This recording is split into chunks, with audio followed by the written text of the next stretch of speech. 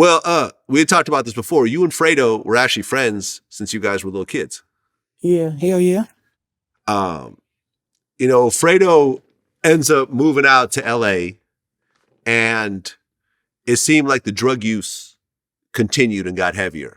The drinking of the lean. And he talked about this interview. He was saying that he faced so much trauma and lost so many of his friends that he had problems dealing with it, which is why he would get high and everything else like that.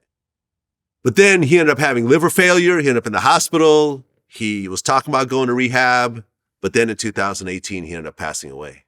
Were you in contact with him up until the point that he died? Yeah, hell yeah. Man, I was talking like 2-3 days before he died. But he was telling me like, he just had a seizure. And I think he told me like Gino or somebody came in and found him in the room. He was like, he could have been dead. Telling me like, I could have been dead, bro. And I was like, damn, you tweaking. I'm finna come out there. And like 3 days later, he died the same way. I mean, being as close as you guys were, and you knew about the drug issues. I mean, everyone knew about it. It wasn't a secret. I used to be doing this shit, but I had stopped because I was like, I don't know where it stopped. I used to be drinking lean and all that shit heavy around the town with bro and all that shit. I used to stay getting up with him, getting off the lean. But I don't know, something just told me like, slow down on that shit. And I just stopped the lean and stopped doing all that shit. They still was doing it. Yeah. I think it was sad, man, because he had a baby on the way, I think, at the time. Uh-huh. Yeah, he did. It seemed like even though Fredo was always down with you guys, it seemed like after he passed, even guys who were your enemies and so forth, everyone showed this dude respect. I ain't gonna lie. Like no one dissed him after he died. That's how it was with him, bro. He was a stand-up nigga. Like, he wasn't all on the internet saying, I'm smoking this up, I'm doing all that. He wasn't doing that. Because he was always older than all us.